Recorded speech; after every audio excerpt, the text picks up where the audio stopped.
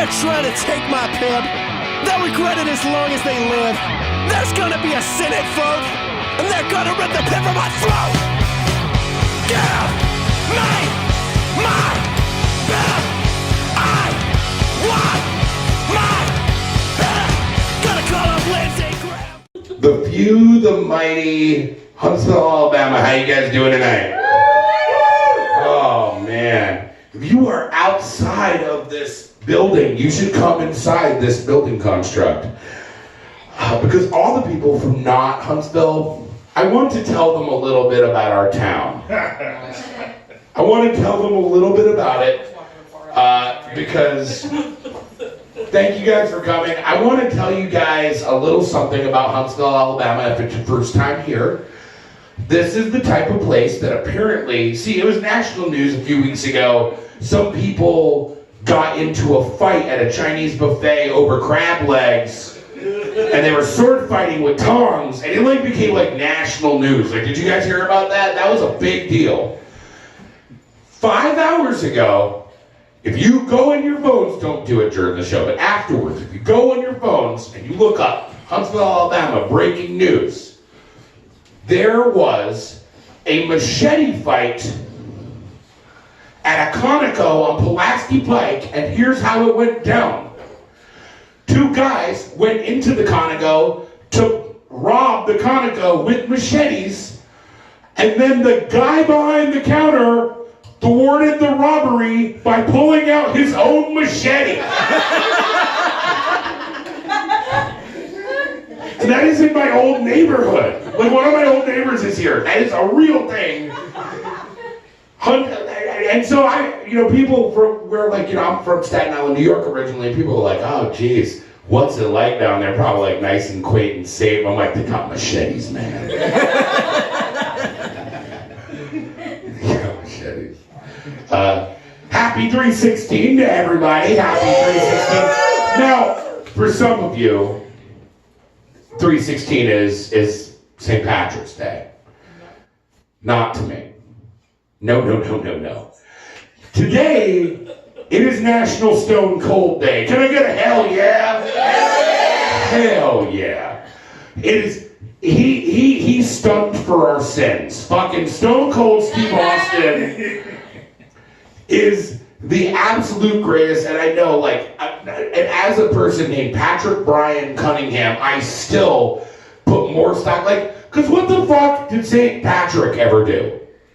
Alright, St. Patrick, he drove the snakes out of Ireland. No, he was a monk that went to France and was in prison, and they went, alright, we'll let you out of here if you go convert those pagans. So he goes up there and he's like, hey, actually you don't have lots of gods, you have one now. And they're like, word? And he's like, yeah, you got one God now. And and he showed them the Bible and stuff, and they're like, oh, this is pretty cool. And they got behind it. He failed to mention the part about tithing to the Vatican. Now, Pope Augustus got very upset and told his crony, the King of England at the time, to go in there and teach the Celts how to be good Catholics. And thus began the British occupation of Ireland that is still going on to this day. We could celebrate that guy, or we could celebrate a man who, as soon as he walks down the ramp, you hear a crash of glass. And he goes out, this is a man who stone cold stuttered the current president of the United States. He fucking did that. Now I know, some of you are like, oh God, this guy takes wrestling way too seriously, and I do. Let me tell you how seriously I take it. I have a real problem on my hands. Guys, I got married last April. Give it up for my wife, she's here. Our 1-year anniversary's coming up. I'm really excited about that. Except it's the same day as WrestleMania. What the fuck am I supposed to do? And now, normal, decent human beings are like, oh, well, can you watch it the next day? Oh, it's on the WWE network, right? I'm like, okay, right? Just watch WrestleMania the next day, like it's gonna be there. So like I could celebrate this woman who has like sacrificed so much and like pulled me out of the gutter and like has just been amazing to me. But like you have to understand, like Vince McMahon is back running the show, and do you understand anything about Vince McMahon? You don't? Well, let me fucking tell you about him. If you're unfamiliar, I will describe him to you as 1,000 rats in a human suit. That's Vince McMahon. He walks like this. No human being has ever walked like that. And his ego is just insane. It's so crazy. Like, he's one of those guys that his on-screen persona is just him. Like, he doesn't change anything. He doesn't really need to change much. He's like, I'm a douchebag that talks like this. And he's like, I'm on camera and I'm a douchebag that talks like this. You're fired. Now, the ratings go up and down, and he is obsessed with ratings. And the problem that we have is that every once in a while, he takes back over the show. The ratings go down because the product is awful. And he has all these amazing people on his roster, and he's not using them right, but clearly that's their fault. So what does he do to boost ratings? He goes for a cheap nostalgia pop. Now I know I'm talking to some people here who don't know anything about wrestling, so I'm bringing you up to speed on some insane shit, okay? What he does is he gets these old ass wrestlers way past their prime, and he brings them in, hoping it will increase ratings. And so it'll be like, next week on Monday Night Raw, the legend Hulk Hogan is gonna be here. And he comes in, and like 20 extra people are watching this week. And Vince thinks he's a genius. And he still comes down, and he, does his stupid, all that stupid bullshit. And he has forgotten how to be Hulk Hogan. And I know most of us here, you don't even have to know about wrestling. You know who Hulk Hogan is. Hey, brother, eat your vitamins. Now, the impression I just did is a better impression than Hulk Hogan does of current Hulk Hogan. Hulk Hogan goes out there and he's like, hey, brother, I'm here in the WWE universe, brother. Hey, brother. He's doing an impression, and he's still wearing the same old clothes. And I just think, like, if a wrestler is not getting over with the fans, a current wrestler, what they do is they change their gimmick, right? And I feel like Hulk Hogan is not the same guy he was in the 80s. He's changed a lot. Like, he still comes down, that music hits. I am a real American, fight for the rights of every man. Why don't they update it to reflect who he currently is?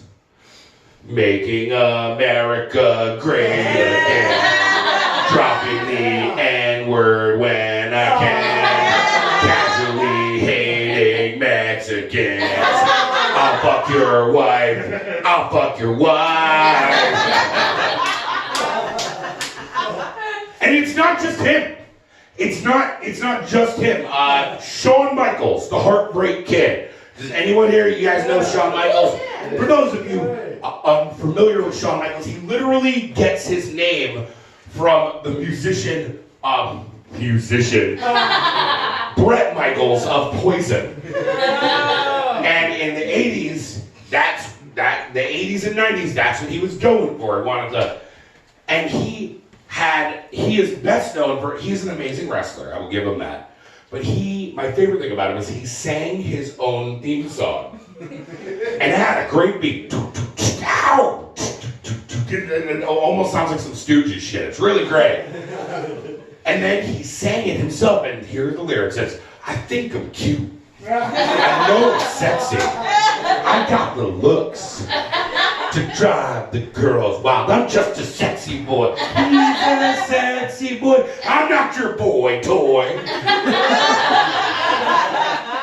Now, again, okay, that's fine.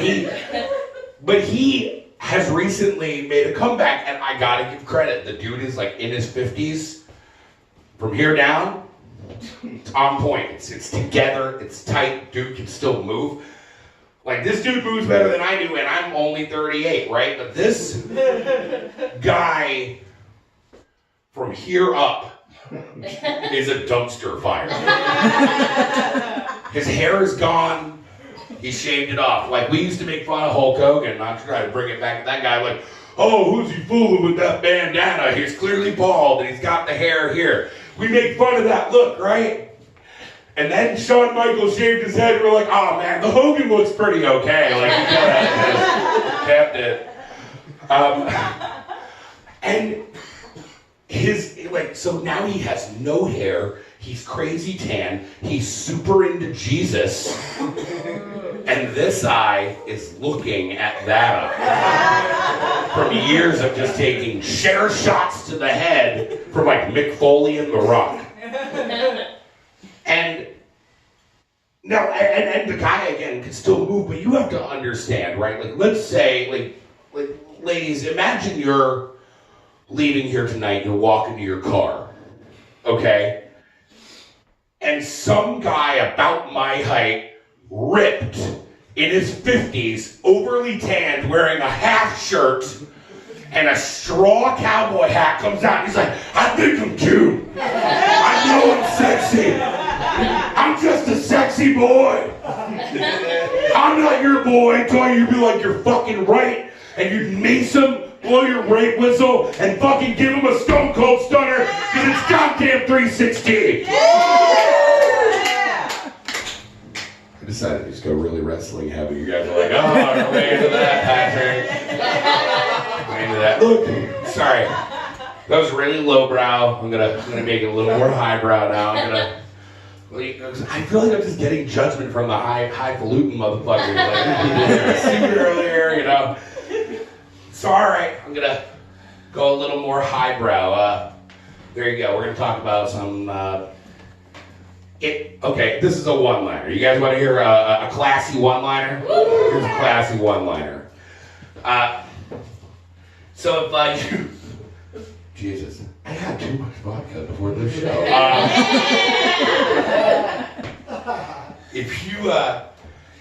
If you worked on a mining crew under a feudalistic monarchy, would that technically make you a surf rock band? Oh, God!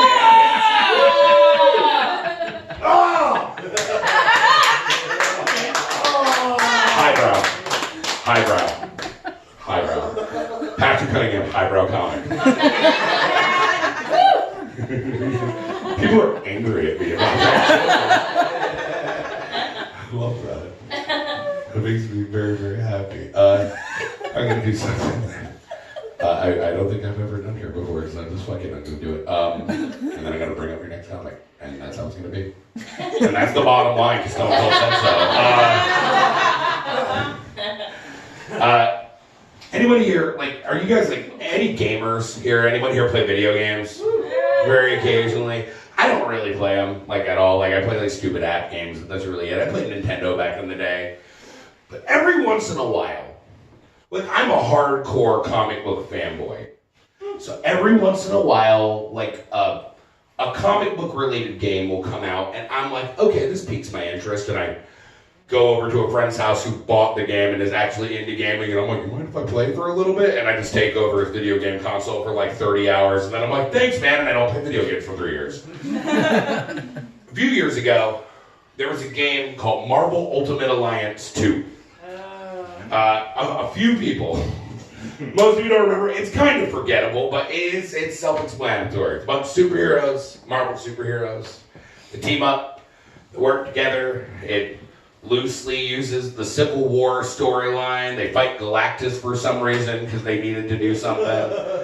But there's a part of the game that was the most racist thing I've ever seen in a video game. there's a part of the game where you can get extra points, extra experience points, by walking around Stark Tower and answering Marvel trivia questions. Okay? Now, some of you played this, you know what I'm talking about, but you may not have caught the most racist thing ever put in a video game. All right, I feel bad. I just looked at the two black guys, but so walking around and so they're all really easy questions. You don't have to know anything about comic books to answer most of these, and you got to think. They want 6-year-olds to be able to answer these questions. So it'll be something like, how did Spider-Man get his powers? And it'll be like, A, he's a mutant. B, he was bombarded by cosmic rays. 3, he was bitten by a radioactive spider. That's it, that's the answer. And D is always something ridiculous, like he was hit by a truck. And that's... And they're all like that, it'll be like, how did the Fantastic Four get their powers? And it'll be like, they were bitten by a radioactive spider. They were bitten by radioactive spiders. That's not the answer. They were bombarded by cosmic rays. That's the answer. They're mutants. They were hit by trucks. Just something ridiculous, right? And then there was a question about Luke Cage. Now, most of you, even the he's in the zeitgeist. There's a very popular show on Netflix that got canceled for no reason about Luke Cage. You guys know who Luke Cage is, right? Yeah. Oh, wow. Good, because I wrote this 5 years ago and no one knew who he was. Great. Wow. I was like, thank you, Netflix, for making a joke work for me. Maybe. We'll see. So it says, how did Luke Cage get his powers? A, he was bitten by a radioactive spider. B, he's a mutant. C, he was experimented on in prison. That's the answer. D, the streets.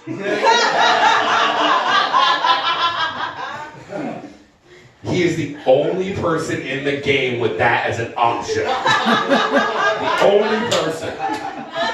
The only person. And the worst part is, if they had made that an option for Daredevil, that would have technically been right.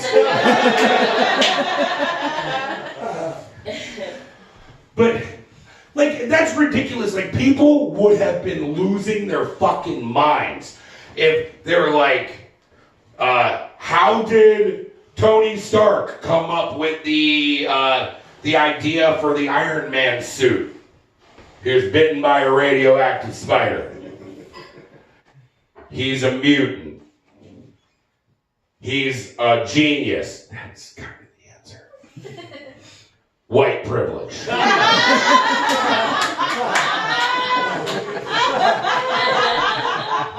People would have been up in fucking arms. All right. You guys ready for your next comic? We have a few tonight, but it's going to be fucking great. Ladies and gentlemen, her birthday was Thursday. So he's so nice and sweet and amazing. She is hilarious. She came all the way here from North Carolina. She just moved far away from all of her friends, but we brought them here together to do comedy for you tonight. They're going to Huntsville. They missed out. Ladies and gentlemen, put your fucking dick skinners together for Beth Fronczak, everybody.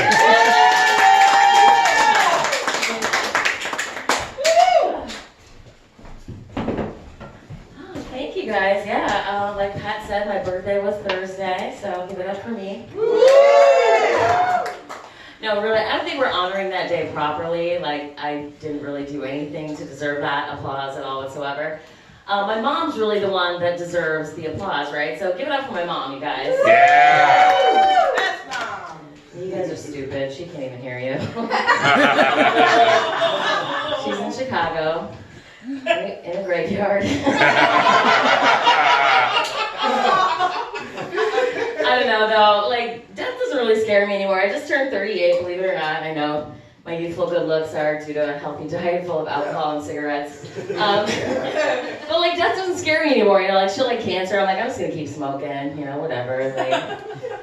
And, I was thinking about it recently. I was like, how many times have I said to myself, like, God, I'm just dying for an extended period of time off of work. And then it dawned on me, like, maybe I just need to actually be dying. When I think about some of the shit I put up with at work, I'm like, cancer seems like a vacation comparatively. It's awful. So, I saw a commercial for Bounce recently, because there are no segues in this set, just to be clear. I saw a commercial for Bounce recently where they were sharing with you, the audience, their newest life hack, where you can take your clothes and stick a dryer sheet in the dryer, and miraculously, they will come out wrinkle-free. And to me, that was really funny because I'm like, all right, Bounce, thanks, but my mom taught me how to iron a long time ago. I'm all set on that. You have to be Martha Stewart to know that little tidbit. Speaking of commercials, I don't believe that Aaron Rodgers is a real car insurance customer for a minute. They have, Aaron Rodgers, they've got Peyton Manning pitching nationwide on your side, and even Stephon Diggs is pitching Geico now. Like, am I the only one that didn't realize that football players driving their cars around like a bunch of assholes was a whole thing? It's so weird. Like, you have enough money to just buy a new car when something happens to yours. I'm going to go ahead and call bullshit on you being a real car insurance customer. All right? You discount, double check your ass on out of here with that shit, Aaron. I don't know. We're just like so inundated with commercials lately. It's so weird. Like, I'm surprised when I actually see one for something that I'm interested in. No, I take that back actually, except for what's new on the McDonald's dollar menu, because I am always interested in that. I don't even know how they make money anymore. It's like, whatever, I guess we'll just keep ripping them off till they figure it out. Anyway, I don't know. If you want to sell me on something, you do not need to pay a celebrity millions of dollars to do it, all right? The hardest sell that I fall for every single time is from a little local celebrity I call Kim, my nail lady. And it goes a little something like this. We're sitting here at the table, and she has both of my hands hostage in her own, and her face is what I would consider an uncomfortable distance from my own. And, in a tone, she'll look at me and she'll just start violently staring at my eyebrows, and in a tone more judgmental than the worst family member asking why I'm still single at 38, she hits me with the, "You get eyebrow wax today?" And if I even try to politely decline this offer, she will double down on the, no, you get eyebrow wax. Like, I have had high school bullies treat me with more dignity than Kid My Nail Lady. Honestly, I don't get it. It's just like, so, I'm just saying, like, if Kim gets into the luxury car game, we're all in a lot of trouble. That's all there is to that story. So anyway, what else were we going to talk about? Her talent is being squandered on $10 brow jobs, by the way. That is a sad fact. So I got a dog recently, because again, there's no segues here whatsoever. Here for the puppies. So that dog, he is my baby. I love him. And it's funny because I did not realize how violently offended people with human children would be by my use of that term. I hate these people who are like, that dog is not your baby, okay? Raising a dog is nothing like raising a human child. And to those people I say, you're right. It's way better. I am happy to report that during the adoption process, I did not get a single pound or stretch mark. I am also happy to report that my vagina is entirely intact. And after the first year of feeding him, my tits will not sag. You cannot take a baby outside to shit, and guess what? If you do, it's going to take a little bit more than a plastic Ziploc bag to clear up that little problem. I also understand that if a baby shits inside, it's frowned upon to rub its nose in it to teach it a lesson. And also, if your human baby dies after 14 years of caring for it, you cannot just bury it in the backyard and tell yourself you gave it a good run. I don't know. Kids just aren't my thing. They never have been, you know, let's pretend I could quit drinking for 9 months. I can barely take care of myself, and I am 100% sure I'm not doing a good job of that on a daily basis, so ensuring the survival of a tiny human in my irresponsible hands just seems like a 90s sitcom. I don't know a lot about kids, but from what I do understand, we have nothing in common. Like, their hobbies do not include alcohol, cigarettes, and sexual experimentation, but I could be wrong. I'm not really sure what we would do together, you know? Like, me and a baby would probably go something like this. Me and the baby are just sitting in the room, staring at each other, judging each other's life choices. Baby looks at me and he's like, "Really, bitch?" Yeah, my baby calls me a bitch. This is a real made-up story, right? "Really, bitch? You fell asleep next to the toilet in your underwear again?" Like, this coming from the guy who just shit his pants? All right, who's embarrassing themselves now? At least when I'm crying uncontrollably, it's because I've had too many shots of tequila and I've been scrolling through my ex-boyfriend's Facebook for the last couple of hours. Not because I'm hungry. I don't know. My friends and family who have kids, though, they just won't give it up, you know? They're like, "Oh, Beth, you'll change your mind one of these days." And I'm like, really? I am 38 years old, okay? Not only has that ship sailed, but it ran screeching into an iceberg, sank into the ocean, and killed 1,200 people tragically on the way down. Maybe my disdain for children is why I am not having a lot of luck in the dating department. I was under the impression that comedy would help out with that a lot, which, yeah, is absolutely dead wrong, but in my defense, a much more famous comedian did tell me when I first started out that as a young female up-and-comer, I would be, quote, "swimming in dick in no time." To which I replied, "Why do you think I'm doing this?" I am in it for the dick, all right? I couldn't wait to be swimming in dick. I wanted to be the Michael Phelps of dick. 27 gold dick medals right across my chest. I'm just kidding. I could never hold my breath as long as that guy can. Especially now with all those dicks in my mouth. I like to have fun imagining that ceremony, like me standing on the podium, beaming with pride, Russia to my right, Brazil on my left. But instead of the national anthem, "Me So Horny" by Two Live Crew bumped on the speaker. I don't know. Speaking of dating, do you guys like jokes about math? All right, stay with me. Math is a lot like a penis because it's almost always hard, and I'm pretty sure everybody's getting it but me. Math is also a lot like my vagina because I'm pretty sure I should be using it a lot more considering all the time I spent learning about it. My math teacher was a lot like my ex-boyfriend because even though I'm pretty sure he liked me the best, I'm more than sure I wasn't the only one he was giving the D to. I'm just kidding, my math teacher was my ex-boyfriend. And finally, folks, math classes are a lot like relationships because I have failed every single one I've ever been in.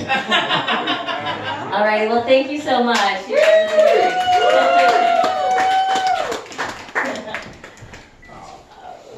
Oh, yeah, I gotta see it here. Keep it going for Beth, everybody. You guys ready for your next comic? One more time. You guys ready for your next comic? This gentleman is a good friend of mine all the way from Fayetteville, Arkansas. I watched this dude absolutely annihilate a crowd in Austin. He's like, "Oh, whatever." No, like destroyed a crowd to the point where I think it was Eddie Pepitone was like, "That was amazing." Yeah! Jesus Christ. I would quit. Quit! No, I'm just kidding. Don't quit. Please don't. Ladies and gentlemen, it's my pleasure to bring to the stage the machine known as Ray Porter. Oh, yeah!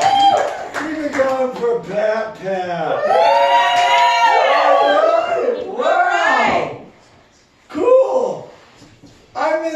rape whistle of a comedy venue. Wow. Hey, 9 people in Alabama. Wow. I'm CP and I fucking run that car for 8 hours to do this. Yeah. Awesome. Awesome. Hey, decorations, compliments of Party City.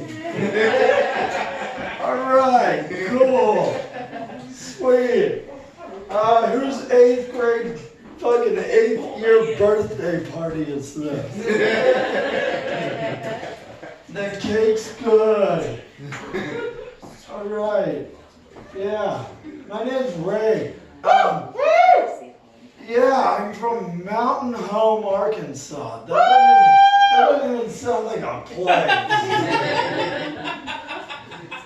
doesn't even sound like a fucking place.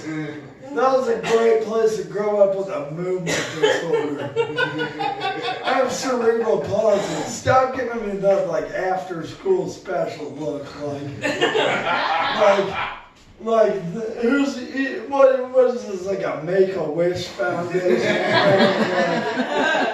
Who got this guy up here? Fuck you. Jesus. Yeah, grew up in Mountain Home, Arkansas. Nothing but liberal, open-minded people. It's a great place to grow up for me. I was in a coffee shop in that place one time, and this guy came up to me.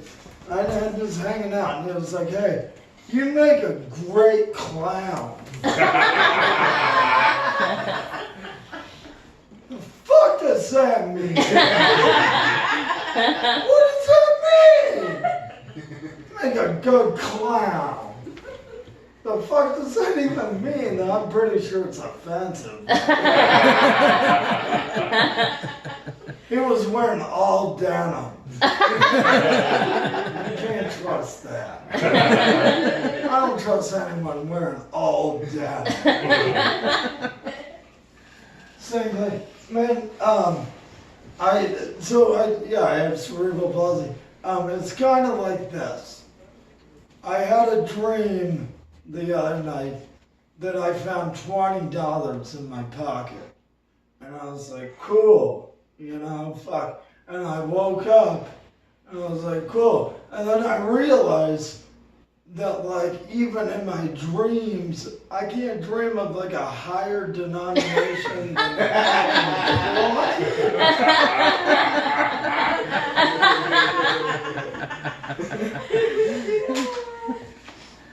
I'm getting fucked up excited about finding a Jackson. Shit. That's pretty much how it is. Glass always empty. I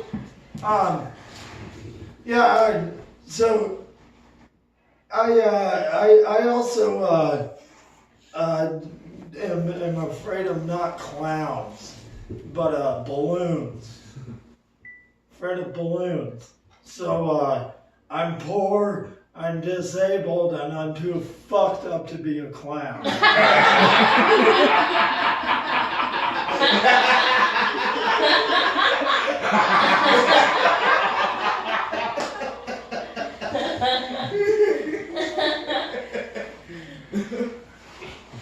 Yeah, that's like, hey, this guy in Mountain Home also, my niece still lives there. She's inbred, apparently. And this guy was like, oh, she works at PetSmart. And this guy was like, oh, that dog is gay. The fuck does that mean? It's like, oh, that dog doesn't like to be petted. It's gay. The dog is gay. Dude, you guys like horror movies? Yeah. Because I think that people with disabilities are underrepresented in horror movies. Not like as the killer, but like as the killed. Like I want to see like empowering scenes with people with disabilities in horror movies. Like you know, I want to see somebody with like MS, like smoking a joint and drinking a fifth of whiskey and like nailing their girlfriend or boyfriend or whatever the hell they're doing. I want to see that, and then like Jason Voorhees or whoever like come up behind him and impale him with his own crotch. I want to see that. I also, a while back there was a thing for to-go condoms. Yeah. Like, when was the time you were buying condoms and the person was like bagging them up and you're like, no, I'm going to use that here. What does that mean? Pretty sure you got to be a clown to do that.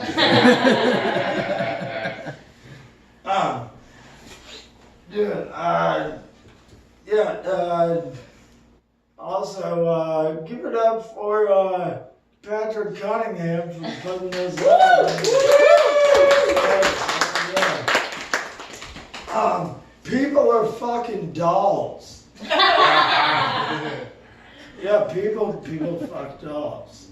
And they pay a lot of money to fuck a doll. They pay a lot of money for a lifelike doll, and they fuck it. I don't know if they like wash it. I don't know, but they fuck it. And there's a bunch of documentaries. And people are like, "Oh, this is great technology for criminals and pedophiles and people with disabilities." And I can't speak for everybody with a disability, but I've never once fucked a doll. Because I don't want to put my girlfriend's ass, pussy, and mouth in the dishwasher. And also, like, what happens when the doll stops working? Because it's technology. So then, I gotta go have this thing repaired. And so that means not only does everyone know that I've been fucking this heap of plastic, but I fucked it until I broke it.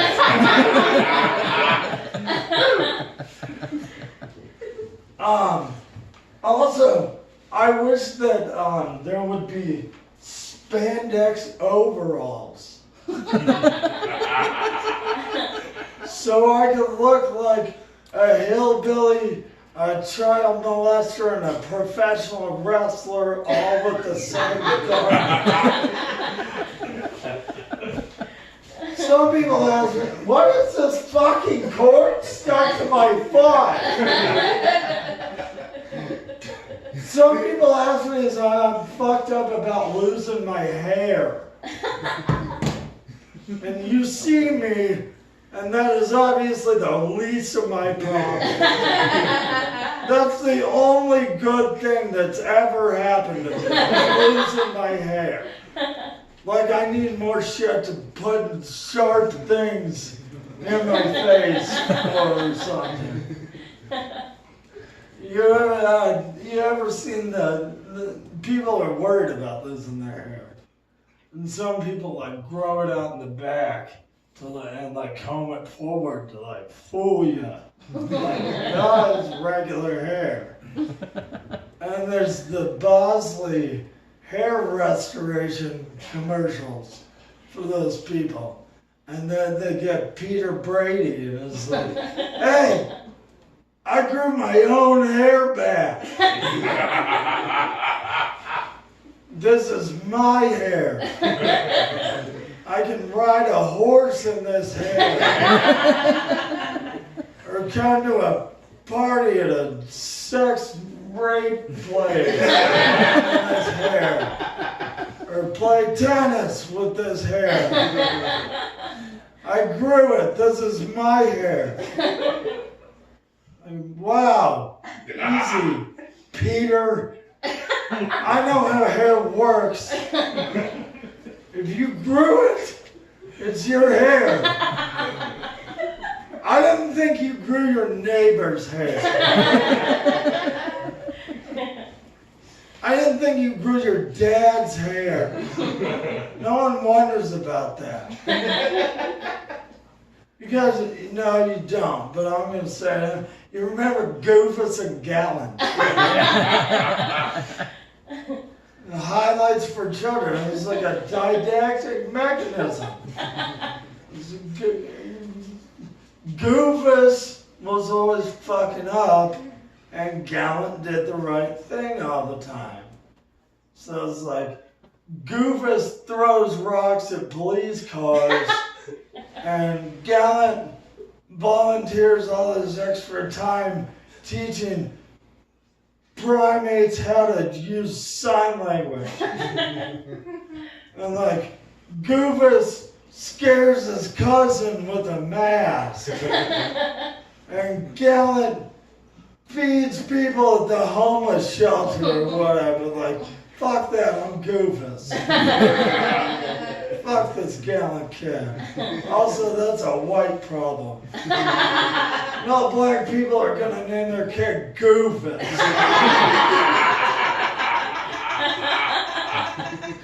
Like you're ever gonna hear, hey, did you hear that sick new album drop by Lil Goofus? Fuck no. That is a white person problem.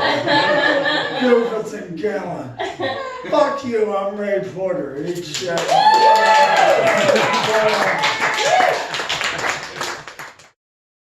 It's my absolute pleasure to bring to the stage a wonderful friend of mine, a very, very funny lady. I've actually, she hosted the hell out of a show for us, for me when I went through Fayetteville, Arkansas, and it's my pleasure to moderately workmanlike host a show for her while she's here. Ladies and gentlemen, give it up for Elaine Jackson, everybody.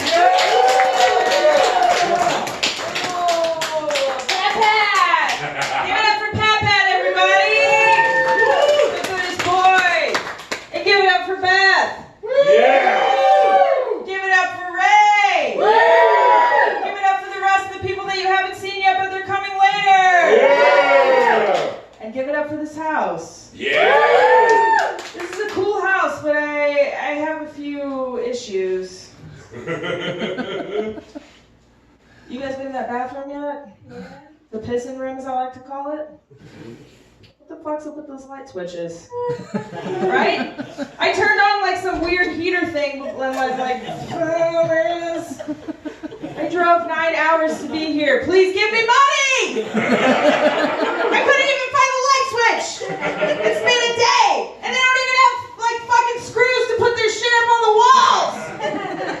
And I put my stuff in the side room and there's just like a record laying on the bed. That's not a good idea! Like someone, I will just sit on that bed and smash your record. Are you trying to look cool? Like, oh, look at me, I have records. Yeah, dude, I could tell. All right, I walked in and I was like, yeah, this person has records. You don't need to put them out on the bed and endanger their safety. That's silly. That's silly. This is silly. I'm screaming at 5, 6, I can't count, people in Huntsville, Alabama. I told one of my friends I was coming to Alabama for comedy, and they called me immediately, and they're like, dude, you know, I know it's been a rough couple weeks for you, but are you sure you're okay? I am not sure. I don't know. I've been described as living a weird and sad Led Zeppelin-y lifestyle, so this is what we're in for. What are you guys up to over there on the couch? Just hanging out? You guys look like you're about to fall asleep. What'd you do today? Work. It's no excuse. If you're tired, go home and sleep. No. No, I'm kidding. I'm glad you're here. It's a cool jacket. Your hat was cool. The mustard one? You took it off. Yeah. Can you put it back on for us, please? Yeah, thanks. Give it up for this guy putting back on his mustard hat. Very cool. It's a cool hat. Did you buy that? And you're like, I think this is going to be a cool hat. It was literally the yellowest yellow I could find. Did you just wake up and you're like, I want the brightest piss yellow hat that I can find? How many stores did you scour for this hat? I need the brightest one you have! Connoisseur of hats. What's the name of that store that specifically makes hats? Is it what is it? A haberdashery? Does anybody know the technical term for a hat store? You're right. It's a skull lid factory. Jesus. Yeah, if you don't laugh at that, you're dumb. Mm-hmm. Also, fetuses are just green eggs and cum. Yeah. Anyways, it's been a weird year and a half. I moved actually to Fayetteville, Arkansas, where I drove 9 hours from this morning. You guys are welcome. I moved there about a year and a half ago from Northwest Indiana. Yeah. Yeah, we drove through a lot of towns on the way here, Mississippi type area. And I guess if I could say, Mississippi and Indiana are very similar, just kind of on different ends. You know what I mean? It's a shithole. I don't know much about Alabama, but what's the worst town in Alabama? That is where we're at, right? I don't know. I'm very high. That's hard. You look like you're close to an What's the one answer. right outside Mobile in the left? What? There's a leprechaun? It's that one for sure. Whatever town that is, think of that, but it's Indiana is that, but it's a whole state. Right? And I have that joke tailored to Arkansas, and I was too lazy to tailor it to you guys. So here we are. And on the topic of being lazy, give it up for seasonal depression! Yeah! You guys cheered too loud for that. Fuck you, you liars! I thought I was among friends! It's a real thing. It's really difficult. The other day, 2 weeks ago, I shaved 1/2 of one leg. Because that's all that I had in me. That was just, I got done, I was like, man, what the fuck is this? I'm done with this. And like I said, that was 2 weeks ago. You're welcome. I'm wearing a dress today because all my pants were dirty because I can't do my laundry. It makes me sad. Seasonal depression is a real issue. But I think I'm hoping to have all my legs shaved by spring. Maybe. And I say all because I have a couple hidden ones. You know, there's people out there who are born with extra limbs. And I think it's fucking selfish of them that they don't donate them to people who are born without limbs. Why is there not limb donation? Some guy's trying to put a head on top of a dead guy's body in Russia or whatever, and we still haven't maybe said well, maybe we can work on arms first. We're going straight for the head. We're going all the way down that deep dark hole. That's the first road we want to take. We couldn't maybe just lay well, I would like to have another hand. That would be cool. Maybe we could do that first. Medical system's fucked up. And I know that I got my biology degree when I lived in Indiana, and I was in the process of entering medical school. When I said, you know what's a really lucrative career? Comedy. Again, please give me money. But bonus, I also get to disappoint my parents. It's great. I love that. I love that plus. I grew up in Indiana. I got my biology degree there. And every once in a while, one of my favorite professors will send out an email to alumni. I'm like, hey, let us know what kind of research you're doing. You know, we want to know how you're impacting people with your very expensive degree. It's like, well, I could send you a video of me screaming about a guy's yellow hat in a house in Huntsville, Alabama, if you'd like. But then I felt bad about myself, as I often do, and I said, you know what? I have been working on something. You guys see that movie, The Jungle Book? Yeah. Woo. The animated film, not that live action bullshit. That scares me. Are we just so out of ideas? Or are we just so hell-bent on hiring white straight dudes to write movies that we're just gonna remake all of the animated ones? That's seriously all that we have? We can't find any better ideas? Anyways, fuck that. We're talking about the animated film. So Mowgli, right? He gets raised by these wolves. I have a few questions. Where did his parents go? Right? Were they just taking a lovely family stroll through the outdoors, or whatever you call it? And these wolves were like, honey, you know, it's been years we've been trying to conceive, and it's just it's not working out for us. Let's adopt a human child. That one looks good. Let's eat his parents. Right? So they raise Mowgli with this pack of wolves. And I have more questions, right? So this is where all of my years of training come in. Ecologically speaking, there is no climate on Earth that can support both a pack of wolves and a fucking jungle. That's not how that works at all. That's not how the land works. And then also, what the fuck was there a brown bear doing in the middle of the rainforest jungle? Right? And nobody had any questions as to why this fully grown adult brown bear was unlike you, this little kid seems fun, let's have some adventures together, go swimming down the river. That was normal for the wolf family? They're I guess. I don't know how we got here. There's no other brown bears in the rainforest, but he seems nice. He's fun, he's got some cool tunes, he likes to sing. That motherfucker gets high.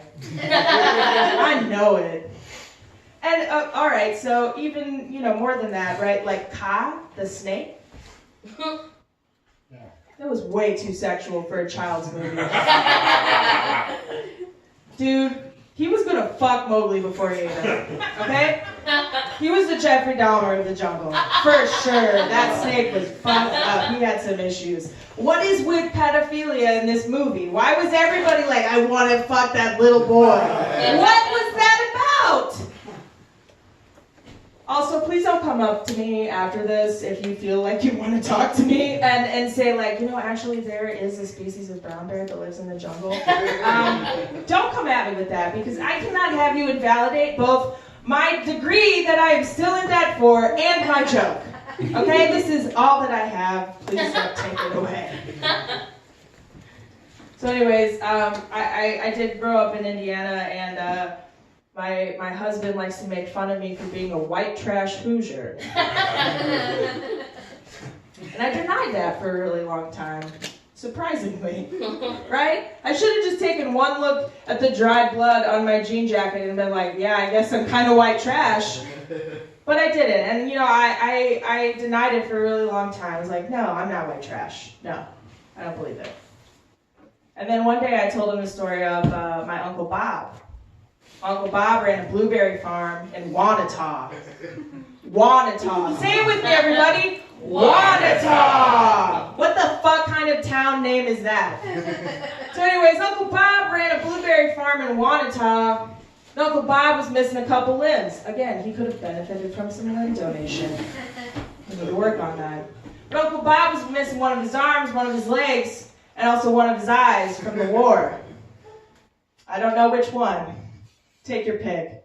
Anyways, Uncle Bob was missing an eye, and if you went into Uncle Bob's house and into his bathroom, you might potentially open up a drawer and find just a drawer full of eyes. A drawer full of eyes. And he had an eye for every occasion. He would pop them in and out, different colors, and he had one eye that had a naked lady as the pupil. But even then, I was like, no, I'm not white trash. I came from Uncle Bob. He's not white trash. I don't believe it. But, and I still continued to deny it. I was like, no, I'm not white trash. And then I told my husband the story of my 5th birthday party. Give it up for turning 5. Yeah. I don't know that he's hit there yet, but you'll have a lot of fun next year, buddy. So anyways, my 5th birthday party took place in the trailer that we lived in the front lawn of it. Is a beautiful trailer park right next to the railroad tracks. Yep, I know you guys are all really just stunned by this. But we were playing musical chairs out in the front lawn of this trailer. And the only music that we had for musical chairs, though, was Enter Sandman by Metallica. And the only thing we had to play it out of was a motorcycle. That's it. Like, parents were rolling up to pick up their kids like, oh my God, I can't believe this is happening. Like, lady, you brought your kid to a birthday party at a trailer park. Like, what did you think was going to happen? But I decided, like, you know what? No, maybe I am white trash. All right? After I told that story, I was like, maybe I am. And I decided to really embrace it. And when me and my husband got married last year, we're planning the venue out in the 3 weeks that we had to plan it. And the venue that we chose was the Cookout in Memphis, Tennessee. Woo! Yeah. And most specifically, the dumpster outside of it. And we got married by a dumpster in Memphis at 1 a.m. And my mom hasn't spoken to me since. I'm making great life choices! Give it up for me! Speaking of great life choices, let's talk about Tinder. So before I moved here, I had my thrilling Tinder phase back when I lived in Indiana. And I remember the day that I downloaded Tinder. Do you guys remember that day for you? You remember that? And no one's saying anything because they're like, yeah, it was a sad fucking day. I never should have made that choice. I think it's the thing we can both, all of us agree that it was just a poor decision.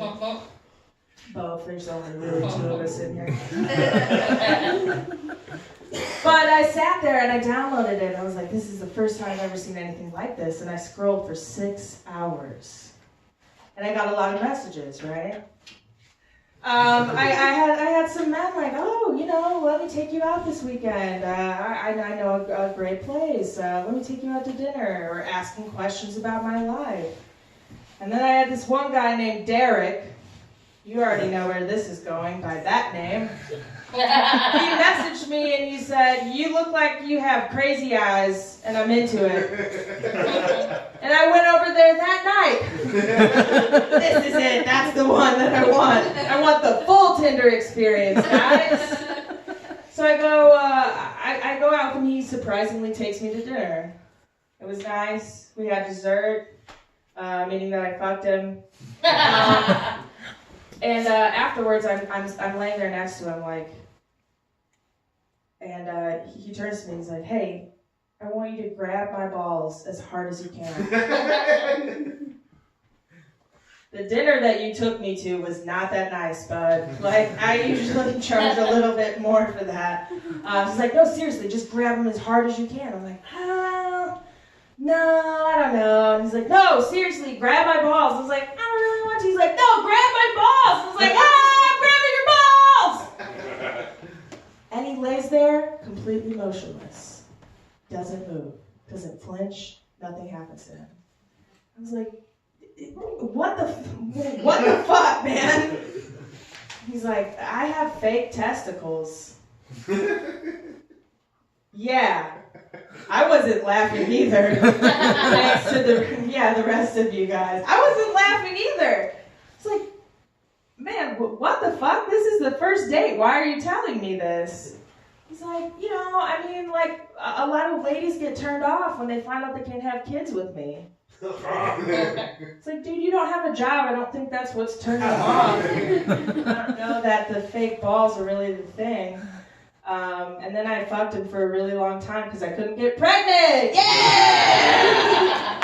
It rules. And in case you're wondering what fake balls feel like, it's 2 perfectly hard-boiled eggs inside a scrotum. It's kind of weird when they hit you in the face. It's kind of fun, like a ooh. Like a cool egg sponge slapping you right there. Kind of fun. I wonder what fake balls Derek is up to. I told that joke at this place called Crystal Bridges in Arkansas, and it's a really impressive. Thank you. It's a really impressive American art museum. Very nice, funded by all the rich Walmart people. I told that joke while I was performing there in one of their art galleries, while I was staring at a portrait of George Washington, just the whole time, just like making this motion of grabbing some fake balls, and I didn't know that was on my bucket list until after it happened. But anyways, you guys like to read? Yeah. You ever just wake up sometimes and you look at the you look at the internet, the Facebook or whatever, and you're like, man, I really wish I didn't know how to read. I really wish I could just not know how to read. And I have a question for you guys. When you were 5, did you make a consenting, informed decision to be taught to learn how to read? Did you? Nope. Mustard Man, did you? No, I didn't. You're right. I did not make an informed, consenting decision. Let me tell you something. You ever thought about forgetting how to read, man? Yeah? Listen, if we could move society into a pictures-only lifestyle, do you know how much progress we could make? We could communicate across cultures instantly. We'd never have to worry about language barriers. It's pictures only, dude. Forget how to read. Forget how to read. And like a picture is worth 1,000 words, right? So why the fuck are we messing around with words when we could be doing pictures and be rich? 1,000 words per picture. If we just did pictures, my God, can you imagine? And anyways, it's harder to forget how to breathe than it is to forget how to read. And so to solve that problem, I have for you a patent-pending system for 2 easy payments of $99.95 where I will teach you to forget how to read. And I know you have questions, but it's the system, man. Just give me your first payment, and then we can go over the intro, and then we'll go into the second part. But anyways, forget how to read. My name's been Elaine. You guys have been here. Thank you. Next comic up to the stage is just he's the sweetest boy. I love him so much. He is an amazing comic, very, very funny individual, one of my very, very close friends. He is also the quasi frontman of golf punk band Muscle Goose.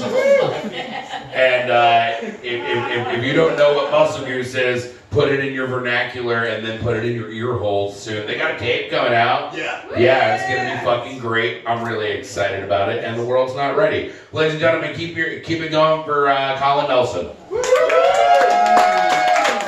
Hey, keep it going for Pat Cunningham. This motherfucker was the best man at my dumpster wedding. In the pictures that went viral on Tosh.0 shared our pictures on their Facebook page, and people were like, oh, that's kind of cool. No, that's not. I don't give a shit about that. If I could use that as a comedy credit, I would not. But Pat somehow got the most shit for it. Yeah. Look at that guy smoking a cigarette. We were all smoking cigarettes throughout the entire ceremony. Are you guys afraid of demonic possession? It's the proper response. It's a silly, silly thing. It's not scary. Oh, my friend's possessed by a demon. I can't bring him everywhere. They're going to throw up everywhere and treat everyone around him like shit. It's the same thing as dating somebody with like a Xanax problem and a painkiller addiction that cannot handle their shit at parties. That is me in 2009, and I'm adorable. But like, I think it's kind of cool, because if you are possessed by a demon, then you have all these cool fucking parlor tricks. Like, oh, look, everybody, Brett's doing that thing where he makes his head spin all the way around. Oh, he's going for a full 10. Oh, he threw up. That kicks ass. He's doing a backwards crab walk across the ceiling. That fucking rips. What scares me, though, is something way worse, and that's being possessed by the vengeful spirit of Shifty Shellshock, the lead singer from the band Crazy Town. Come, milady, come, milady. Several other words, something, etc. We've all fucking heard it. Because if you get possessed by the vengeful spirit of Shifty Shellshock, the lead singer from that Crazy Town, who is not dead, by the way, I just tell myself he is, because it helps me get through my day. If you're possessed by Shifty Shellshock, you have all these fucked up versions of stigmata, where like in lieu of waking up and having like holes in your hands, you wake up and you have like 2 nautical star tattoos on your arm. Your hair is receded to your head, leaving only frosted tips. Comes out the front of your face as a violently off-center soul patch, keep tripping over UFO genes that aren't there, and you feel the ghostly imprint of a puka shell back there. Fuck that noise. I don't believe in calling the police. Fuck the police. Quick fun fact you guys can take home. You know how if you put your ear up to a seashell, you can hear the ocean? If you put it up to a cop's badge, you can hear the N-word. But no, I don't believe in calling the police. Fuck the police. But I would actually call the cops if I saw Waldo. But that's because we've been indoctrinated since we were children to hunt this motherfucker down. And it wasn't until recently I realized, like, that, yeah, maybe I would call the cops. You know what Waldo did? You know why he's on the run? He ate a child. He ate a fucking kid. And he's on the run through time and place and all that shit. But he keeps leaving all these fun activities. And he's like, oh, Waldo left a shoe and all these scrolls. Get a backpack, motherfucker. You ate a kid. We're trying to find you through time, dude. You're fucked. And also, trying to train kids to find Waldo seems like it's not the best idea. Maybe make those books for adults. How Waldo takes. I believe hell is personal if it does exist, to an extent. I don't think the forces that be are that fucking creative, like Creed exists, for example. And they're a Christian band. They called one of their albums Human Clay, which just already sounds like a euphemism for shit, so good for them for self-fucking awareness, right? Little Scott Stapp. But I feel like they'd be personalized to an extent, because there is one thing that is objectively the worst fucking thing on the planet, and that's those stairs that people have in their homes that just have decals that just like say like, we in this house, we blank, just throughout that whole format. So it'd be that, an infinite staircase of in this house, but like personalized to your own regrets.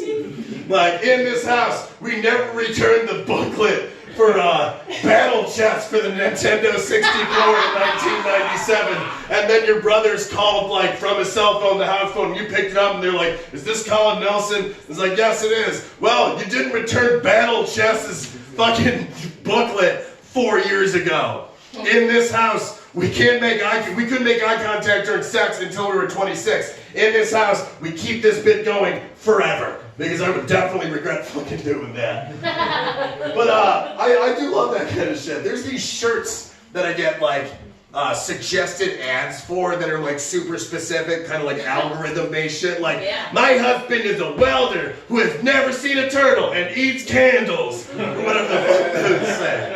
But there's another one that ads never pop up for this, but it's this website that's all algorithm-based shit. Just, format it and then just throw a word in there. And my personal favorite is one that says gay and discreet. That doesn't make sense to have on a shirt. That's not discreet at all. That's like having a recovering fucking like IV drug user get a tattoo that says needle free. Just not appreciating the irony of that statement. But I think sex ed is inadequate in this country. They really don't teach the very basic mechanics of heteronormative sex for the explicit purpose of procreation. That's boring as shit.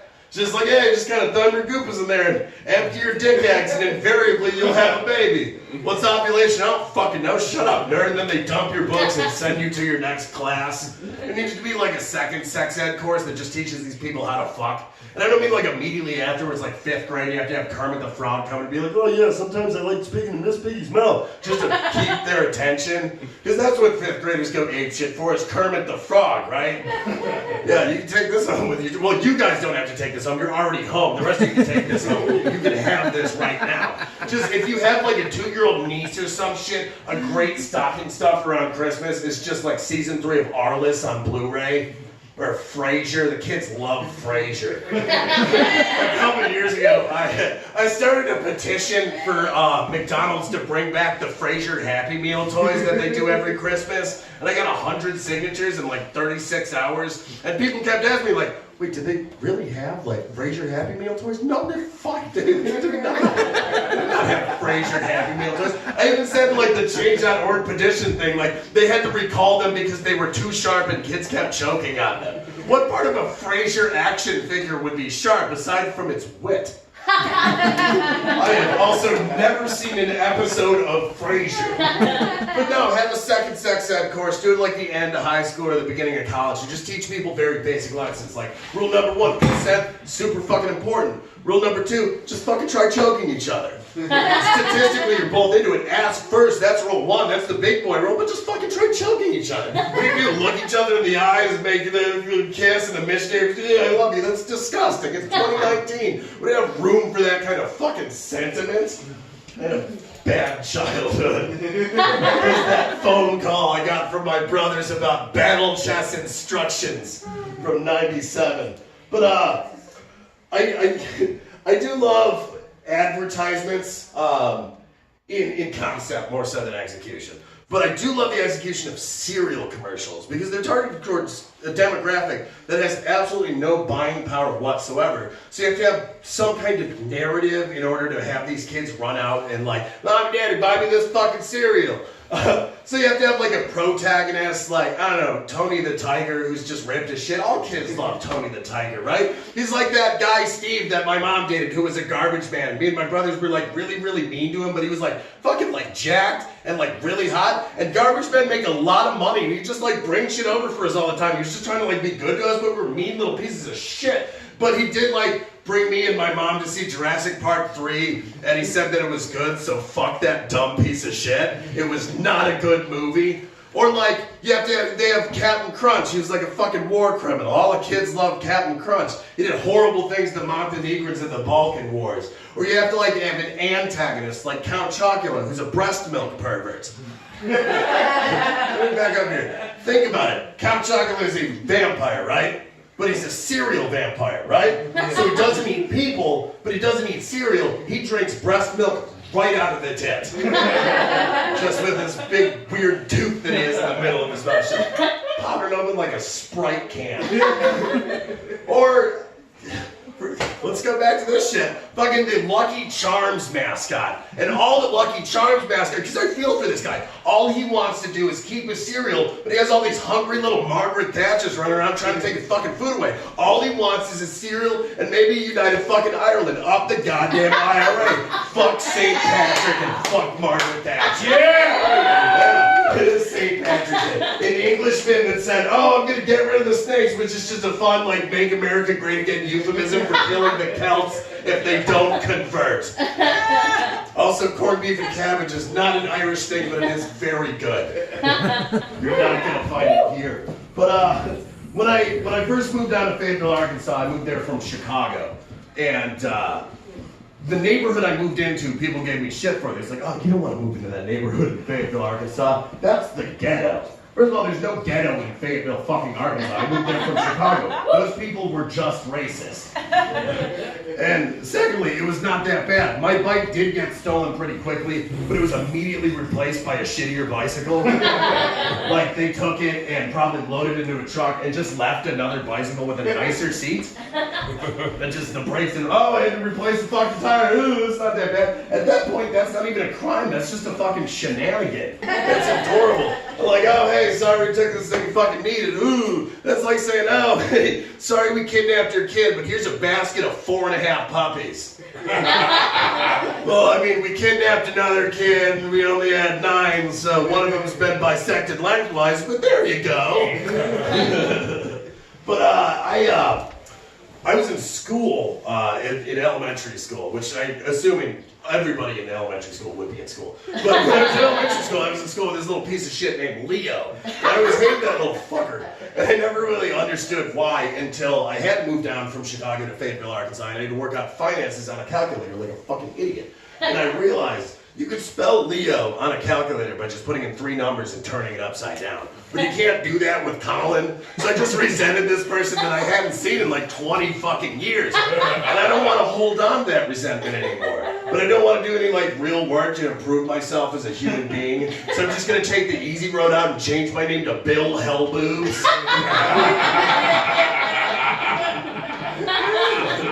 Never been a big dog person. I actually have developed an allergy to dogs, but I don't like them because they bark. It's like, do you really think a DMX impression is gonna fly in 2019, dude? That is the dumbest fucking thing. A buddy of mine had to work lights for DMX's show in Springfield, Missouri, and he was like 2.5 hours late, and his set was only 35 minutes long, and he ended his set with an 8-minute prayer. So yeah, that's DMX now. He's doing great. His Dark and Hell is Hot is still a fucking banger album. That fucking rules. I went to film school, which just means I spent $70,000 watching RoboCop for 2 years. I went to school before I dropped out. I have no debt. I sold drugs. It's very, very easy to manufacture DMT and very easy to get away with it if you sell it to some weird hippie shop that makes you join a coven to sell them drugs. But whatever, it was great. I could just unload a bunch of shit and I have no college debt anymore. And I'm absolutely not going to do that in fucking Arkansas. Because if I get caught, those motherfucking college boys from Dallas, Texas will snitch. Fuck that. Don't sell drugs to people from Texas. But I'm not doing anything with it. I'm not doing a goddamn thing with fucking film school because I got so like burnt out on the whole experience. But I am writing a script, meaning I am doing shit with it. I'm writing a script about a man on a cross-country quest for revenge who just occasionally stops at like Taco Bell and McDonald's, like Hardee's or Carl's Jr., depending on which side of the Hardee's-Carl's Jr. feud line he's on. In his cross-country quest for revenge. And he just gets like cups of ice to chew on and keep himself hydrated. I'm gonna call it Hungry for Just Ice. But no, I'm not actually writing that with that. I would never do that. I did get really fucked up for like a week straight last year, and I've just been getting fucked up straight for the last 7 years. What the fuck am I talking about? But I get especially fucked up for like a week straight last year and wrote like 3/4 of a script for a movie called Hockey Mummy. It's kind of like Air Bud, but instead of basketball, it's hockey. But no, if this fake movie that I was just talking about didn't work out, I would just do what everybody else did that dropped out of film school did and just move out west and shoot porn. Not be on like the fuckable side of the camera. Like, look at me. I look like a Pillsbury doughboy that's been left in the back of a hot car long enough to be swollen enough to be the bassist for a fucking punk band. But which is exactly what happened. I spent a lot of time in a hot car. My middle name is Poppin' Fresh. You know my middle name is actually Grable? My middle name is Grable. My dad actually wanted to name me Doc. Do you think I can live up to Doc? Absolutely not. They circumcised me. But no, I just do what everybody else did. Move out west and shoot porn. And not be on the fuckable side of the camera. I covered that shit. Be on the other side of the camera. Because I want to like raise this shit to the level of valid art. I want to make real avant-garde shit. Shit people can't even jack off to it. I don't mean like knee pad fetish shit. None of that, the people come about that all the time. It's super fucking weird, but good for them. Get your fucking nut up, dude. Shoot your ropes.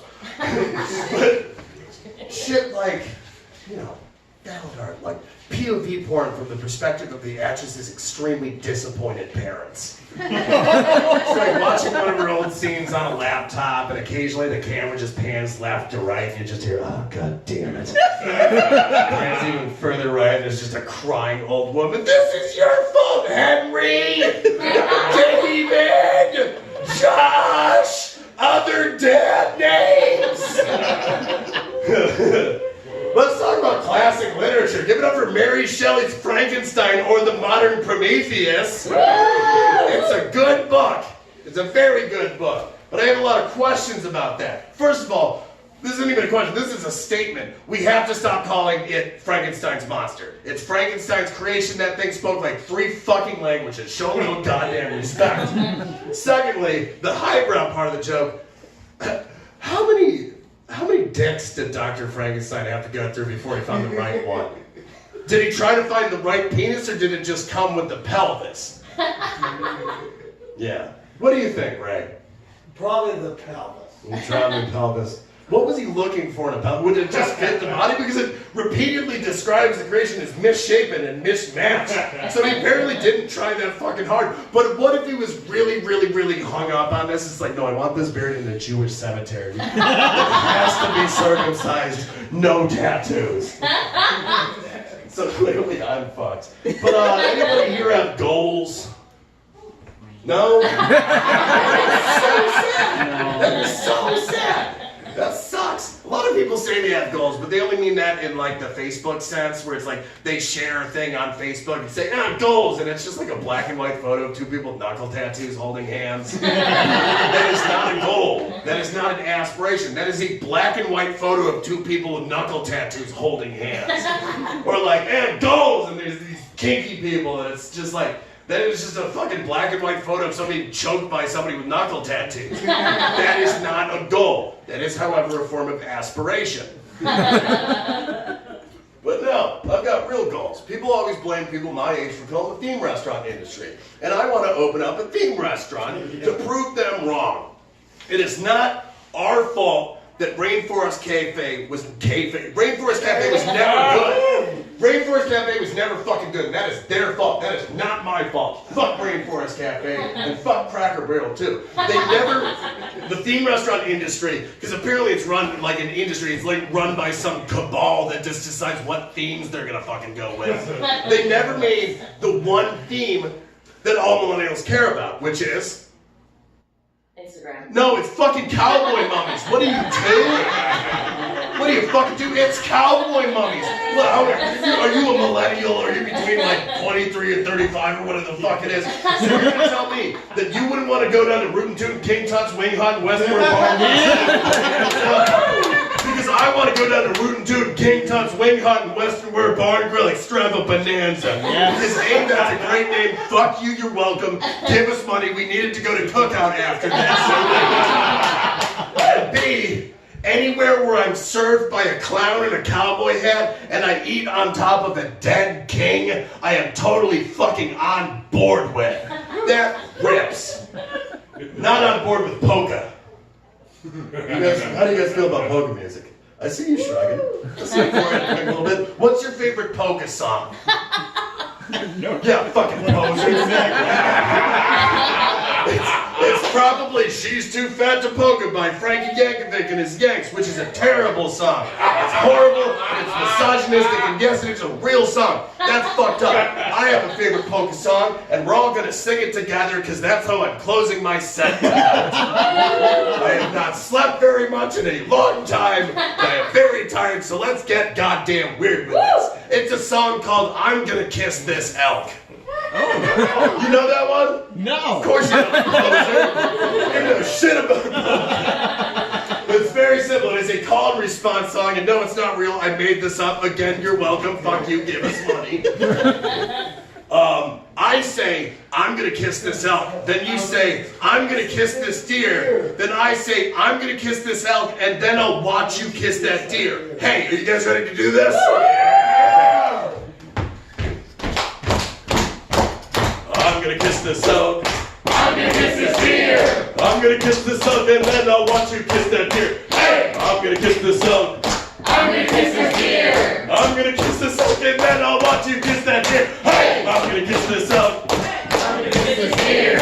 I'm gonna kiss this elk and then I'll watch you kiss that deer. Hey! You guys have been fucking awesome. I've been Colin Nelson. You're in for a treat because I don't like to do the most or last thing, but she is really, really great. Very, very funny. A fucking comedy dynamo all the way from Fayetteville, Arkansas. Someone who I hold dear to my heart, who is extremely, extremely funny. Ladies and gentlemen, Miss Taylor Hern, everybody.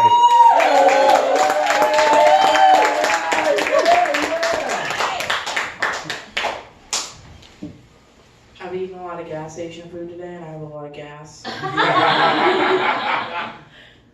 And I know that these bangs will make it look like I'm really into astrology. You're not wrong.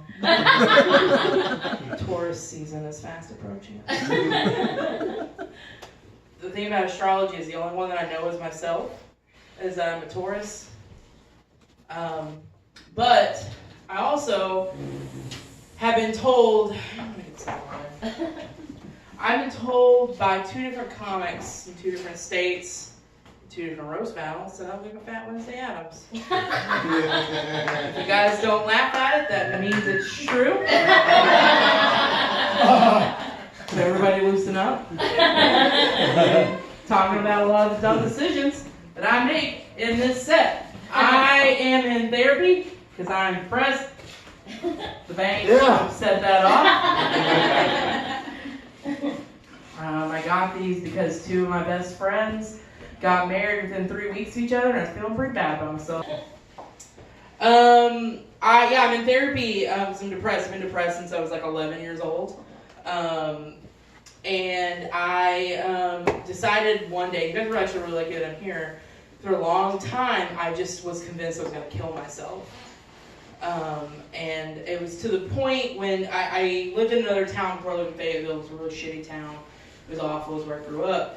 I was convinced. I was like, okay, I'm just going to do it. I'm going to kill myself, and I had a plan. Well, I kind of had a plan, like, I was like too depressed to like actually plan it out. It's okay to laugh about this, guys. I'm still alive.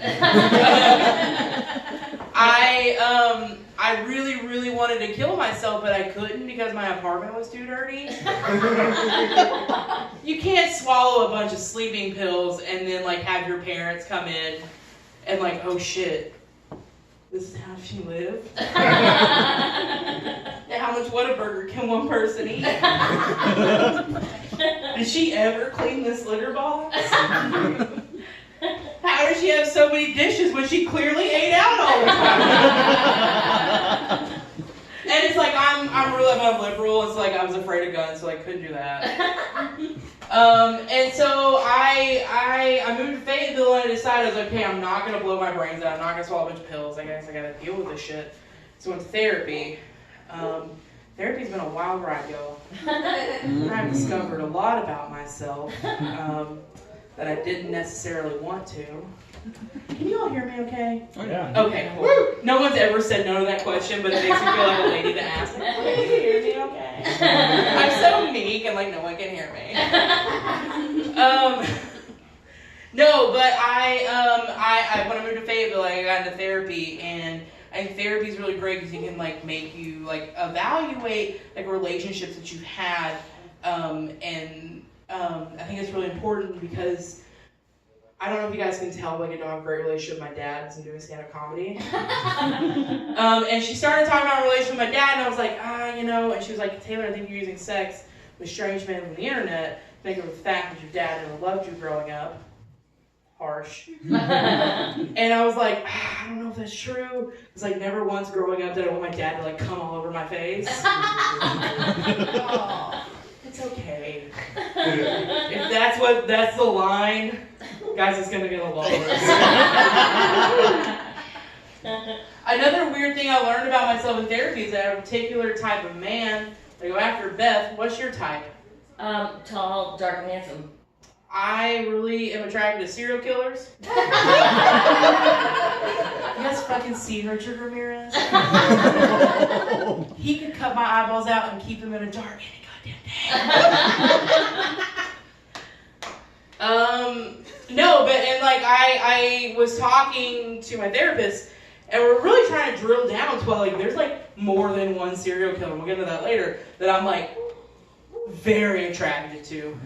I would absolutely have sex with if they hadn't like been put to death by the penalty of law. We were talking about it, and we think we like kind of drilled down to it. Is like in my life I've dated a lot of really inconsistent guys that have told me they were gonna do things, they didn't do them, and like I get my feelings hurt, and it's awful and it's terrible, and it's like all I want is a man with some goddamn follow through. And like when those serial killers send those notes to the police saying they're gonna kill another woman, they fucking do it. That's all I'm looking for. I know like this. I want to start this joke out by saying I've been telling this joke before the Netflix documentary came out, and Beth can guarantee this.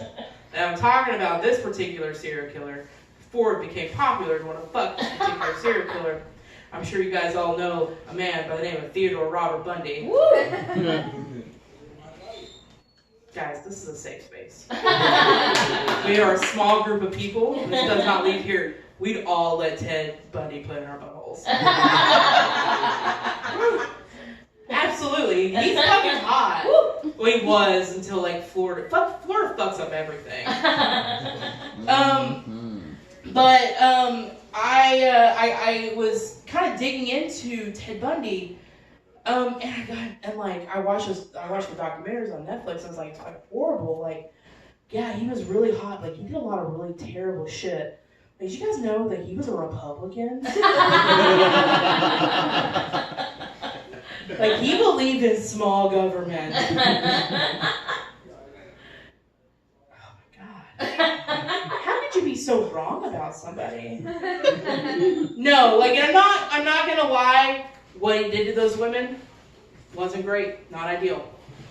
But there are a few reasons I think that Ted Bundy and I would have been like very well, like would have been well suited for each other.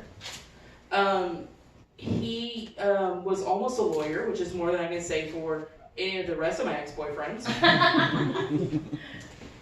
He also worked at the suicide hotline, which, you know, like I have been suicidal off and on my entire life. I'm good right now. You're welcome.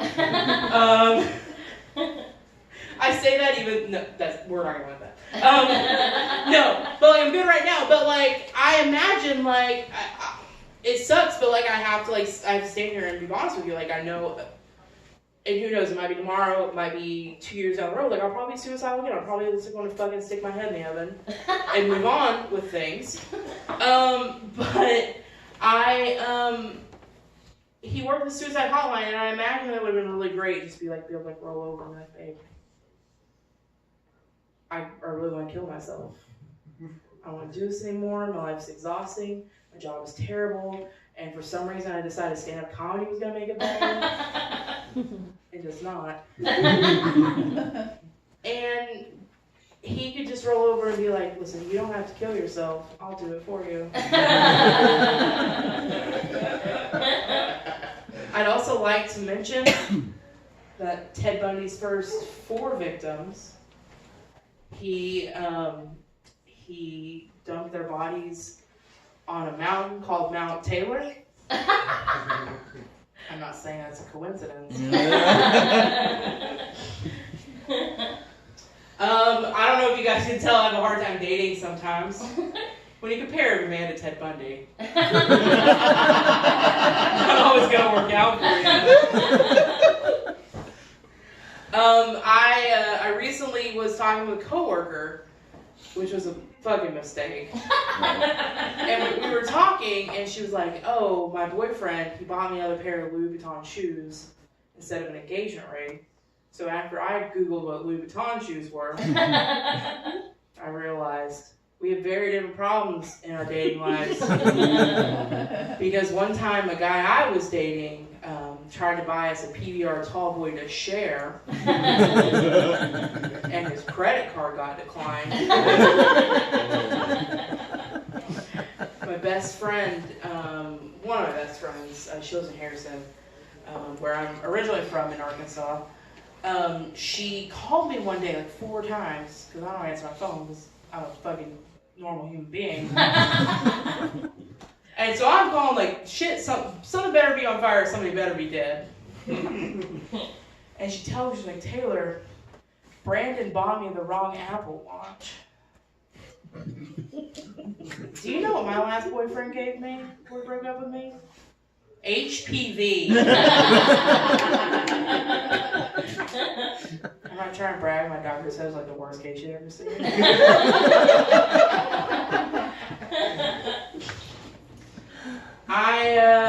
We're gonna go on this. I actually, not recently. It's like a year and a half ago. I found I can't have kids. Which is not sad because I washed down some of my birth control with some of this wine earlier. So, like, if that was, like, suppressing a pregnancy, like, society's not missing out on anything. But, like, anytime you get, like, huge news like that, you have to, like, take a minute and, like, accept, like, holy shit, like, how I've been living my life up to this point, laboring under, like, whatever delusion that I could, like Beth said, be sober for 9 months. Like, that's out the window. Like, that's not an option for me. Like, I can't do that.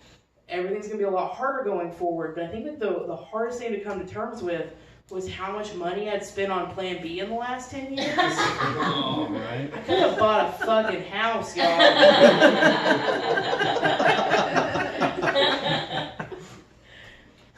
It's ridiculous. I have a pretty conservative office job. Anybody else have that? Woo! Yep. Beth? Okay. Beth, this joke's for you. You've heard it 10,000 times.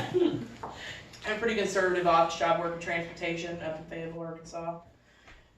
Anybody here know what a menstrual cup is? Hell yeah. They're great. When you use them, you can say you're saving the bees or whatever because they're so good for the environment. So I was using this, and they're great. Like I said, I work really long hours. They're great for that. And so one day I'm at work, and it's late at night, and I'm like, oh shit, this is happening. So I collect myself, and just before I get into this part, does everybody here know what a menstrual cup is? I know everybody nodded their head, but it's part of the joke, so we're going to move on. It's like a small, flexible shot glass that you put inside yourself to catch your menstrual blood. So one day at work, I'm like, oh no, this is happening. So I go bathroom, and I'm like, trying to see my menstrual cup is half full at this point. So I'm like, at least I'm not pregnant. So go, assume the position. Y'all think so go well. Y'all see that movie, Carrie?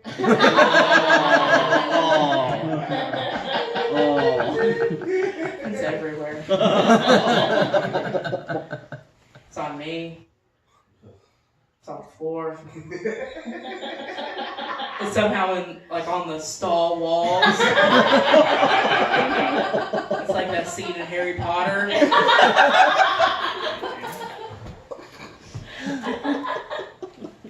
So I'm sitting there, and I'm like, oh shit.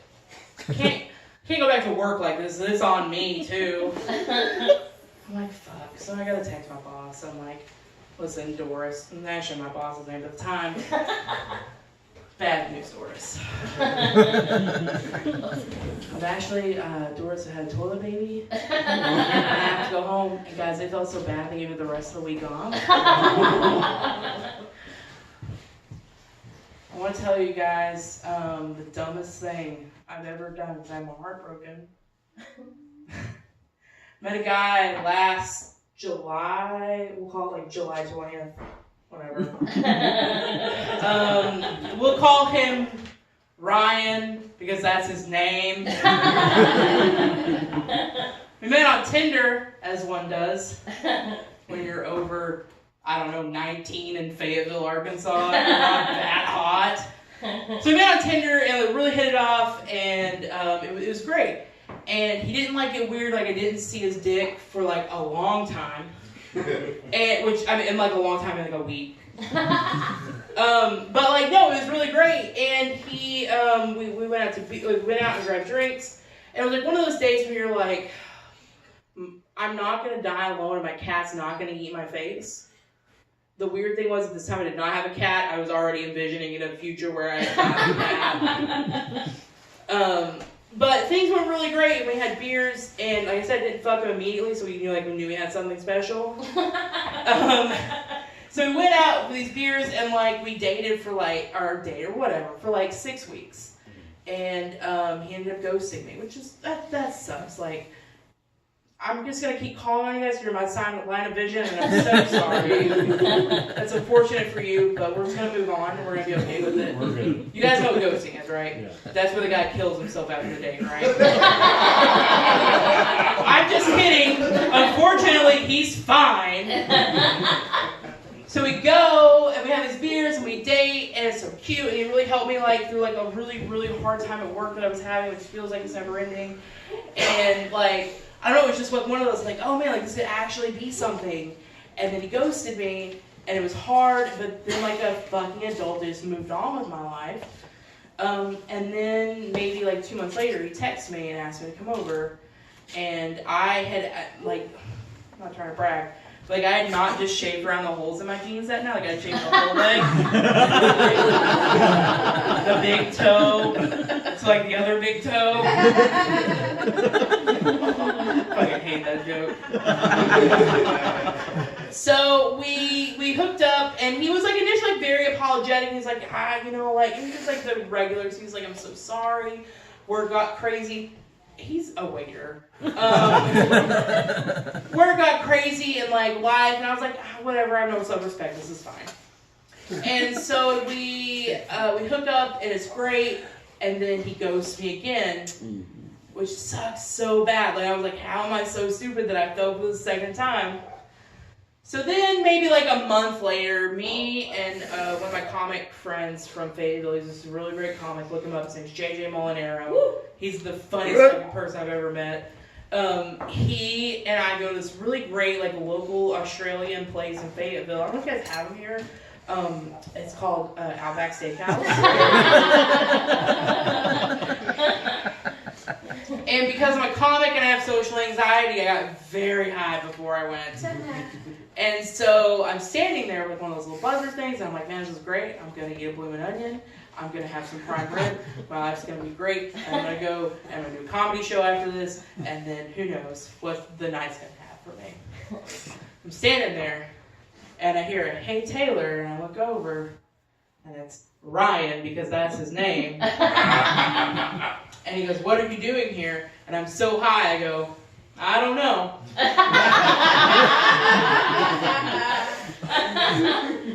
Off to a very great start to this evening.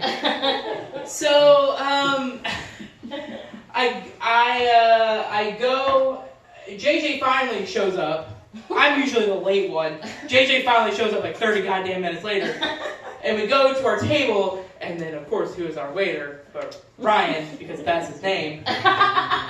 And we're sitting there, and I don't know what possessed me to say this. I said, are you actually going to come back with our food?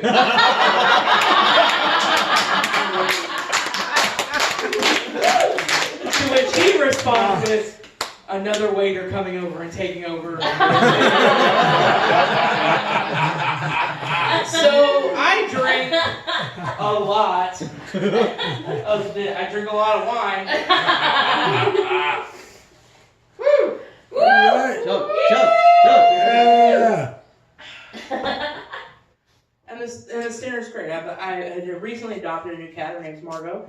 After the show, I'll show you pictures free of charge. She's very cute. She's bad as hell. She's probably destroying something right now as we talk. But we go to this dinner. It's I'm very drunk. I'm still very high because I don't smoke a lot. But when I do, I go overboard. And we, as JJ and I have decided, we're going to order a lot of appetizers. So I go home with 3/4 of a bloomin' onion. So we pay our tab, and I'm full, and I'm like, shit, I have to go to a comedy show after this. I try not to eat on stage. I try not to eat before I go on stage. The last time I ate before I go on stage, when I had food poisoning, and I nearly shit my pants. Which is bad enough, but when you're in Spanx, it's worse. So I take my bloomin' onion at this point, and I'm like, I'm gonna leave. This has not been great, but I'm very full. I'm very drunk. I'm gonna go try to tell these jokes. And so I get into this Uber, and everything just kind of washes over me, like how much potential I felt with Ryan, because that's his name, and just like me not being able to be cool about this situation, because I'm a very deep down, very uncool person, and everything washed over me, and I just like fucking lost in this Uber, and I start crying, and my Uber driver, who does not want to hear any of the shit that I'm telling him, keeps turning up the radio. But I'm loud, it's fine. I eat this bloomin' onion, which will hence, like, as now be referred to as a gloomin' onion. On my way to the show, I fucking bomb. It's terrible. It's worse than this. No, you guys are fantastic. I just have no self-esteem. It's fine. It's terrible. So, and like every comic like has a show they can go back in their mind and be like, that's the worst show I've ever fucking done. A lot of those shows are like, oh, I did like a birthday party, or oh, I did like whatever. Mine was like, oh, I did a show for like a very talented comics, but I'm a fucking train wreck of a person. And I'm crying about a guy who works at Outback Steakhouse. If you guys have never cried about a guy named Ryan who works at an Outback Steakhouse, that's an emotional low. That's the emotional low point of my life, and I've tried to kill myself. So I do this show, and it goes terrible, which like sends me deeper into like this fucking spiral. I'm like, I can't fucking deal with this. So I'm like, I'm gonna drink more. Great plan.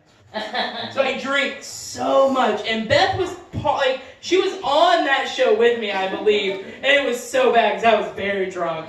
And I do the show, and I leave, and I get into another Uber who does not want to hear my shit. Keeps turning the radio up. And I get home, and instead of going out with my friends and like being social, I'm like, I'm gonna go home and I'm gonna drink more. So I drank like another like bottle of wine and then some gin and then like whatever else was in the freezer. And then I decide I'm gonna cut my bangs. Now I had bangs before this. I just needed a trim.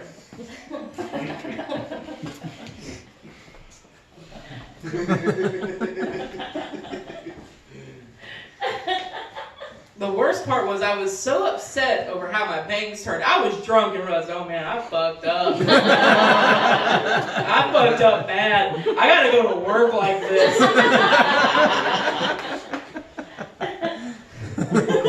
Like a sharp angle.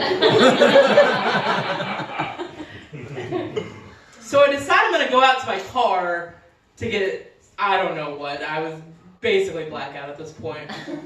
I decided I'm going to go out to my car, I'm going to get something, but I live on the second story of the building, and I was very drunk, as I've mentioned before.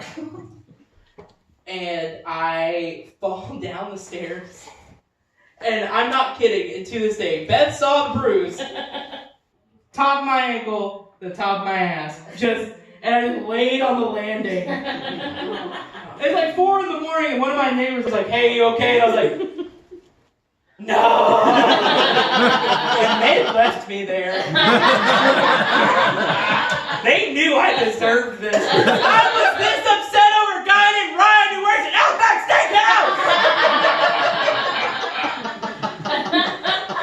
I would love to tell you that's the end of this story, but it's not.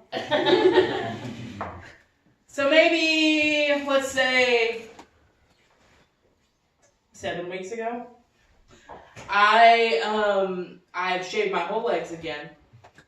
It's a once in a while event. Usually just shave around the holes in the jeans. But, you know, I just unplugged the drain. We were good to go. And he texts me. He's like, hey, you should come over. And I'm like, my dad did a number on me. Okay. So I go over. And we hook up, and like that's the unfortunate thing is like the physical chemistry with this guy has always been incredible, and it's just like unlike anybody I've ever slept with. It's just like, oh my god. And so we hook up, and so I tell him, I'm like, hey, I'm pretty chill about a lot of things. I just need to know what's going on here, because like he's very secretive and like weird about things, like it doesn't sit well with me. And it was once I don't want to say I drink a lot, and I'm drinking a lot on stage now. I definitely have a problem, but like we're not gonna talk about that right now. And so he tells me, he's like, hey, I actually really don't like you that much,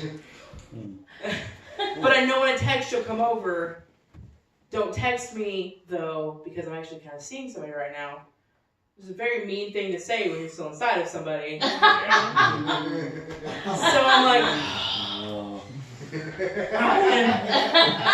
that's his name. And so I'm like, okay, I'm gonna deal with this. So I put my pants on, I put my underwear in my pocket like a lady. And then I get into an Uber. And I'm like, I can't just let this one go. I feel like a lot of my life has just been like letting things go and letting dudes get away with terrible behavior and just like being run over by like people in my life. I can't let this one go. This one is so personal, and I'm very mad about it right now. And so I go on the internet because I'm crying in an Uber. I have nothing better to do. I'm not going to talk to my Uber driver. It's 4 a.m. and I just left an apartment. He knew what I was doing. And so I get into this Uber and I get on the internet, and I remembered somebody telling me something about glitter bombs. Now, this is a great fucking idea. Oh, yeah. But when you're drunk, autofill on your iPhone is not your friend. This is all a true story. Like, this is just me because like I only have an hour a week in a therapist's office. So I go and I think I send a glitter bomb to him. 4 business days later, I have the flu. This is not that long ago. Beth got these texts. I have the flu, and I had ordered a book off Amazon. So I go, I was so sick. I work in transportation. Transportation is very much an industry of like, you have to be like literally on death's doorstep before they will send you home. And my team is very short people, and like they were so concerned that I was going to die that they were like, please don't do this in the office. Go do this at home. So I go home and I'm having a terrible day because like I've gotten sent home from work, and like work is a big part of my identity, and I am like, fuck. And I feel terrible, and like I walk up to my doorstep, which as we've talked is two flights of stairs because I fell down them. And I see, like, oh, there's a tube that has to be the hardcover edition of I'll Be Gone in the Dark that I ordered because that's how hardcover books work. I'm very excited because there's a new foreword by Patton Oswalt, one of my favorites. So, or Apple, whatever, doesn't matter. And so I go and I enter my home and I speak to my cat first. She's very great. Her name's Margot. She's terrible. And I'm like, Margot, we got a package. Like she can fucking read it. And so I go into the kitchen and I open this, not a book. There's glitter everywhere, guys. It's on me. It's on Margot. It's on the sink. It's somehow in the bathroom. It's in my bedroom. It's everywhere. And like, I was like, are you fucking? And like, here's the thing is like, I didn't even remember I sent myself a glitter bomb. I was like, you fucking sent this. And as I'm just standing there, just in my complete defeat with the flu, just covered in glitter, I was like, I fucking did this to myself. And then I started thinking, I was like, what the fuck? Because for the $17.93, because I paid to triple the glitter because I have comedian money.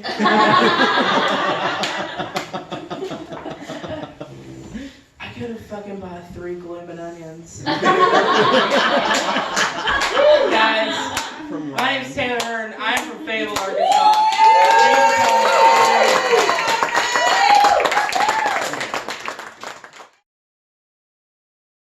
we have come to the end of our show. I'm actually going to do something really quick that I would not normally do. Don't go anywhere, Beth. We are, can I get everyone up here except Beth? Beth,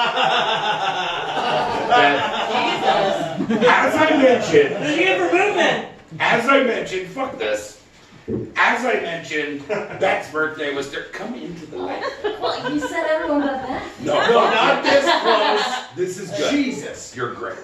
It is Thursday was Beth's birthday. She moved away from her great friends in Fayetteville, so we're hoping that I'm glad she got to see them this weekend. She's living in North Carolina. We are too! It is her birthday weekend. So as is customary, and we encourage you all to sing along with her. Led here by Colin Nelson. You all know the birthday song, right? Yeah. Alright, well let's just jump right into this son of a bitch. Heard your boat was for rent. Heard your boat was for rent. I'd like to rent your boat. Heard your boat was for rent.